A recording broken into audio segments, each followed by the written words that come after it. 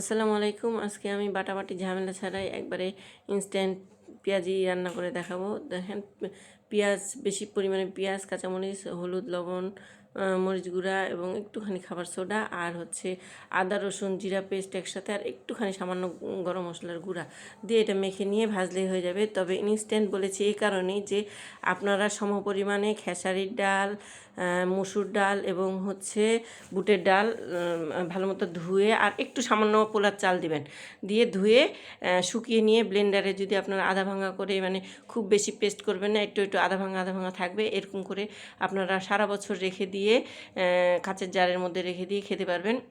যখনই মনে হবে যে পেঁয়াজি খাবেন তখনই আপনারা হালকা একটু কুসুম গরম পানি দিয়ে 15-20 মিনিট আগে ভিজিয়ে রাখলেই দেখবেন যে একদম ডালগুলো ভিজে সুন্দর মতো হয়ে গেছে। আর এভাবে করে মিক্সড করেই আপনারা হচ্ছে বানাতে পারবেন। তো এই পেঁয়াজিটা খেতে কিন্তু দুর্দান্ত লাগে, খুবই মুচমুচে এবং সুস্বাদু।